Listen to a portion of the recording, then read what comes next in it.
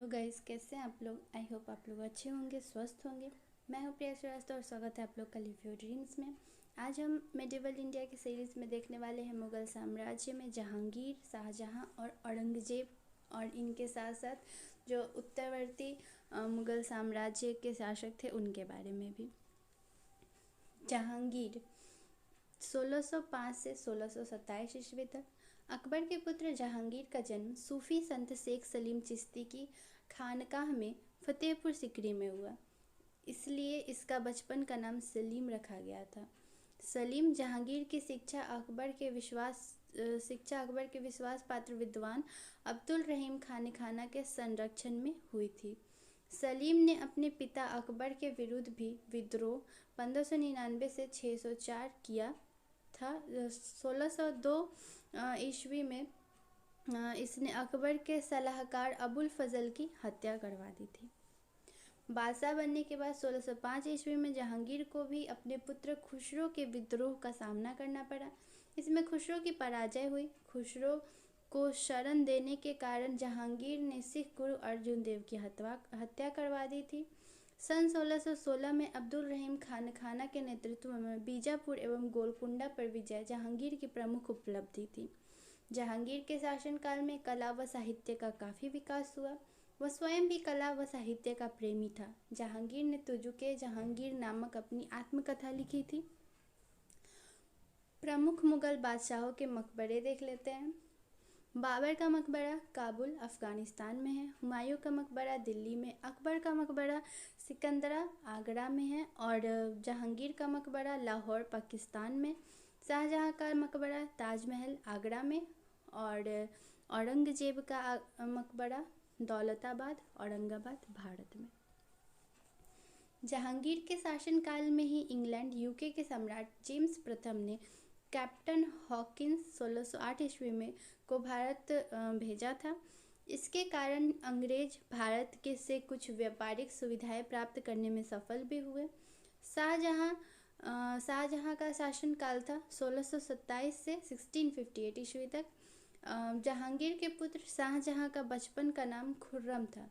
इसका जन्म 1592 ईस्वी में हुआ था और शाहजहां अपने सभी भाइयों एवं प्रतिद्वंदियों को हराकर 24 फरवरी 1628 में आगरा के सिंहासन पर बैठे।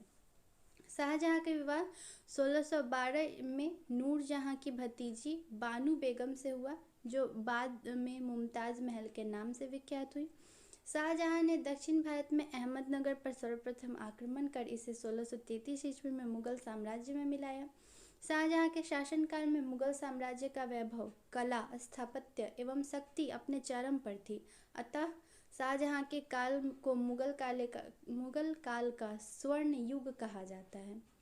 शाहजहां ने दिल्ली का लाल किला एवं जामा मस्जिद तथा अपनी पत्नी मुमताज़ महल की याद में आगरा में विश्व प्रसिद्ध ताजमहल का निर्माण करवाया था।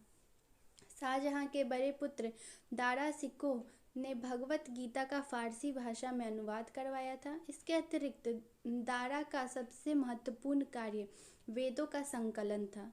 शाहजहां के जीवन के अंतिम वर्षों में उसके पुत्र के बीच उत्तराधिकार के लिए युद्ध प्रारंभ हो गया। शाहजहां दारा को बादशाह बनाना चाहता था, परंतु धर्मत के युद्ध में औरंगजेब ने उसे हरा दिया। शाहजहां ने अपने जीवन के अंतिम दिन आगरा किले में बंदी के रूप में गुजारे। शाहजहां की मृत्यु के उपरांत उसके शव को मुमताज महल की कब्र के नज़दीक ही ताजमहल में दफनाया गया। शाहजहां के शासनकाल में कला व संस्कृति उच्च स्तर पर थी, जिसके कारण मुगल काल इतिहास में प्रसिद्ध है। मुगल काल की सांस्कृतिक गतिविधियों के विकास के इसे भारतीय इतिहास का द्वितीय क्लासिक युग कहा जाता है, गुप्त साम्राज्य के बाद। और औरंगजेब का शासनकाल है 1658 से 1707 ईस्वी तक। औरंगजेब उत्तराधिकारी के युद्ध में विजयी होने के पश्चात 21 जुलाई 1658 को मुगल साम्राज्य की गद्दी पर बैठा। औरंगजेब एक कट्टर रूढ़िवादी सुन्नी मुसलमान था। वह शाहजहां के काल में 1636 से 44 ईस्वी तक दक्षिण के सूबेदार के रूप में औरंगाबाद में रहा, जो मुगलों के दक्षिण सूबे की राजधानी थी। सम्राट बनने के बाद औरंगजेब ने दक्षिण में 2 बड़े युद्ध लड़े थे। पहला बीजापुर एवं गोलकोंडा के विरुद्ध तथा दूसरा मराठों के साथ। बीजापुर 1686 में तथा गोलकोंडा को 1687 में मुगल साम्राज्य में मिला लिया गया था। औरंगजेब की राजपूतों के प्रति नीति अकबर एवं जहांगीर व शाहजहां के विपरीत कठोर थी। औरंगजेब ने सती प्रथा पर प्रतिबंध 1663 में लगाया। साथ ही सन 1669 में हिंदू त्यौहार को मनाए जाने पर रोक लगाई। हिंदुओं पर 1679 ईस्वी में जजिया कर लगाया। औरंगजेब ने सिखों के 9वें गुरु तेग बहादुर की हत्या करवाई।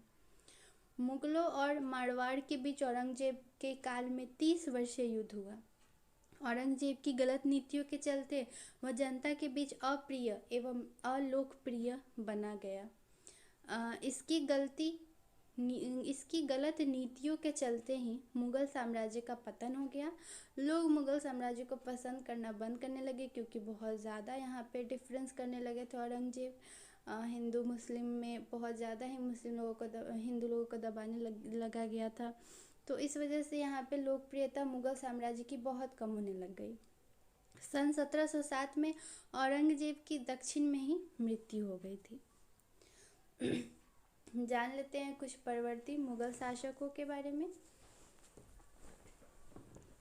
परवर्ती मुगल शासकों का शासन काल है 1707 से 1857 तक।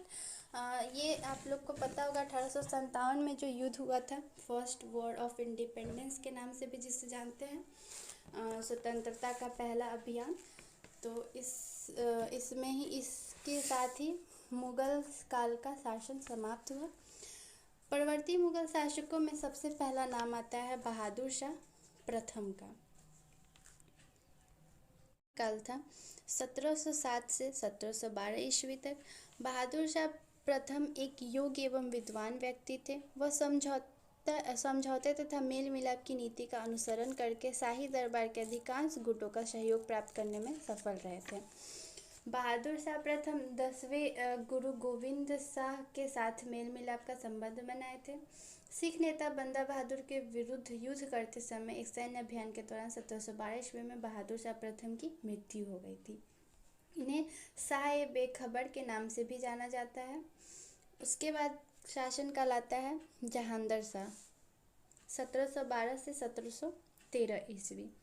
जहांगीर शाह को ईरानी दल के नेता जुल्फिकार खां का सहयोग प्राप्त था और इनके समकालीन थे साहू जी।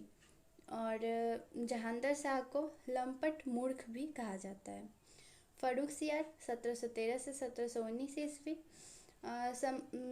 इन्हें अब्दुल्ला खां वजीर तथा हुसैन अली मीर बख्शी के पद पर इन्होंने नियुक्त किया था इन दोनों को। जजिया कर पूर्णतः समाप्त कर दिया था तथा तीर्थयात्री कर की समाप्ति का आदेश भी दिया था। 1717 ईस्वी में फर्रुखसियार ने एक फरमान के जरिए अंग्रेजों को व्यापारिक छूट की प्रदान की, जिसे मैग्ना कार्टा कहा गया। फर्रुखसियार को घृणित कायर भी कहा जाता है। उसके बाद आता है शासन मोहम्मद शाह का।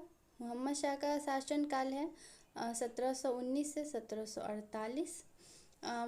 इनके शासनकाल में मुर्शीद कुली खां के नेतृत्व में बंगाल, सादत खां ने अवध, निज़ामुल मुल्क चिनकिलिच खां ने हैदराबाद, चूड़ामन व बदन सिंह ने भरतपुर में अपनी स्वतंत्र सत्ता की स्थापना की। और इनके टाइम पर ही नादिर शाह का आक्रमण हुआ था, जिसे ईरान का नेपोलियन भी कहा जाता है। नादिर शाह के उत्तराधिकारी अहमद शाह अब्दाली भी विशाल सेना के साथ पंजाब पर आक्रमण किया था इन्हीं के शासनकाल में। और मोहम्मद शाह का दूसरा नाम रंगीला भी है, मतलब रंगीला के नाम से भी इन्हें जाना जाता है। मोहम्मद शाह के बाद आते हैं अहमद शाह बहादुर। इनका शासनकाल है 1748 से 1754। अहमद शाह का कार्यकाल अहमद शाह अब्दाली के आक्रमणों के लिए जाना जाता है।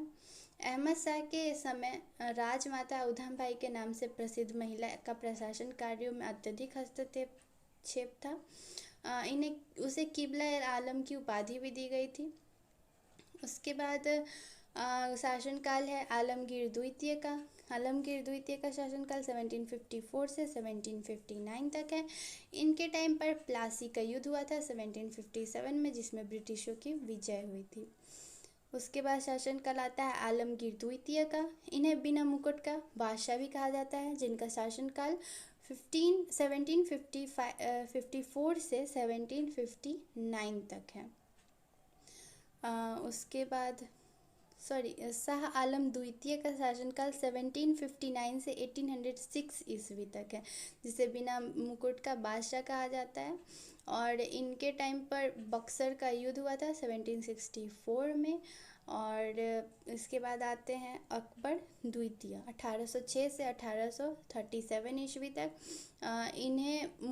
इनके काल में मुग़ल सिक्के बंद हो गए थे और इन्होंने राजा राम मोहन रॉय को राजा की उपाधि दी थी।